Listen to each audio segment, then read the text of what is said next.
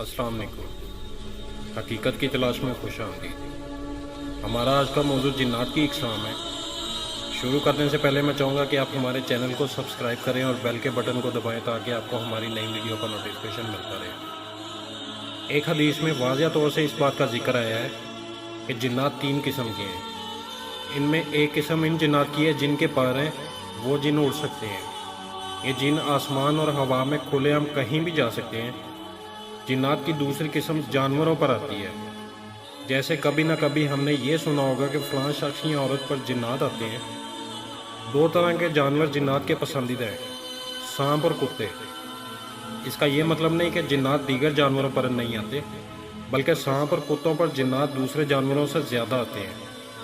जिन्नात की तीसरी किस्म वो है जो आते और जाते रहते हैं और इनका ख़ास मकसद इंसानों को तंग करना होता है, जो ख़ास तौर से इंसानों को डराते और नुकसान पहुंचाते हैं। अब हमारे जहन में ये सवाल आता है कि क्या जिन्नात की सिर्फ 3 ही इकसाम है?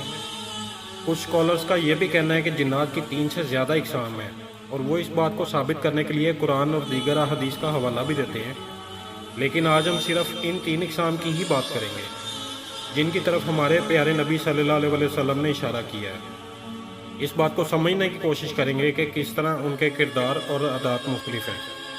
सबसे पहले ये है कि कुछ जिन उड़ सकते हैं जबकि कुछ नहीं उड़ सकते। कुछ जिन अच्छे भी होते हैं और कुछ बुरे भी होते हैं। अच्छे जिन्नात को हम जिन कहते हैं जबकि बुरे जिन्नात को हम शयातीन कहते हैं। जिन्नात भी इंसानों की तरह मुख्तलिफ तबीयत रखते हैं। उनकी आदत, उनका रहन सहन भी एक दूसरे से मुख्तलिफ होता है। उनका किरदार एक दूसरे से मुख्तलिफ होता है। ये एक दूसरे से मुख्तलिफ चीज़ों को पसंद और नापसंद करते हैं। ऐसे ही बुरे जिन यानी शयातीन की भी मुख्तलिफ इकसाम है। जैसे काफिर इंसानों में मुख्तलिफ किस्म के अकायद हैं, ऐसे ही शयातीन भी मुख्तलिफ किस्म के अकायद रखते हैं। शैतानों में भी मुख्तलिफ ओहदे होते हैं जिन्हें वो निभाते रहते हैं। जिस शैतान का अकीदा जितना गलत होगा उसका ओहदा भी उतना बड़ा होगा। हदीस में आता है, अगर तुम कुत्ते को भौंकते हुए या गधे को हाँकते हुए सुनो तो अल्लाह की पनाह मांगो, क्योंकि तुम वो नहीं देख सकते जो वो देख सकते हैं। इस हदीस से ये बात भी साबित होती है कि कुत्ते और गधे शयातीन को देख सकते हैं। कुछ जिन्नात का काम ही बुरे काम करना है। हमारे प्यारे आका सल्लल्लाहु अलैहि वसल्लम ने ऐसे जिन्नात का भी जिक्र फरमाया कि जिन्हें गलाजत और नापाकी पसंद है, जिन्हें खुबुल खुबाइस कहा गया है। ऐसे जिन्नात को टॉयलेट और गलाजत के ढेर पसंद होते हैं। टॉयलेट या वॉशरूम जाने से पहले की मखसूस दुआएं इसीलिए हैं ताकि इनसे बचा जा सके। यहाँ ये बात भी आसानी से समझ आती है कि ये जिन ऐसे लोगों के साथ रहते हैं और उन्हें पसंद करते हैं जो नापाक रहते हैं।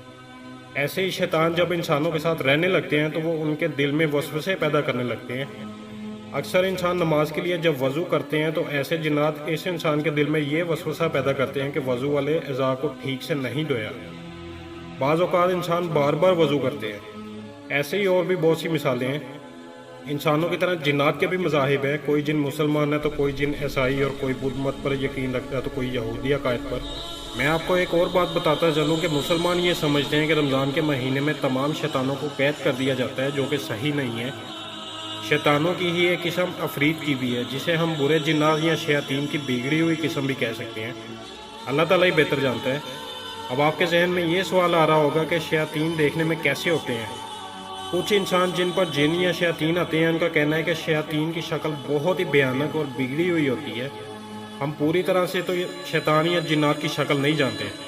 अल्लाह ताला ने कुरान पाक में एक ऐसे दरख्त का जिक्र फरमाया है जिसकी जड़ें जहन्नुम की आग में फलती फूलती हैं, जिसे ज़कूम का दरख्त कहा गया है।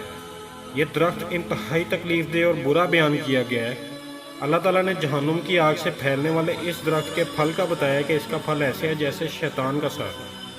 अब आप अंदाज़ा करें कि जहन्नुम बुरे और काफिर इंसानों के रहने की जगह है, जहाँ उन्हें तरह तरह के अज़ाब दिए जाएंगे। और जिस दरख्त की जड़ों की खुराक जहन्नुम की आग है, जो इंतहाई खौफनाक, और उसका फल जिसे अल्लाह ताला ने शैतान के सर से मुशाबे बयान किया है, तो फिर शयातीन की अपनी शक्ल किस कदर खौफनाक होगी। इसके साथ ही मैं अपनी वीडियो का इख्तिताम करूँगा। अल्लाह ताला हमें जिन्नात और शयातीन के शर से महफूज रखे। जल्दी हम इस सिलसिले को आगे बढ़ाते हुए मज़ीद मालूमात के साथ हाजिर होंगे।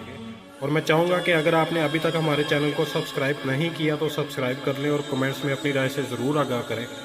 अगली वीडियो आने तक के लिए अल्लाह हाफिज़।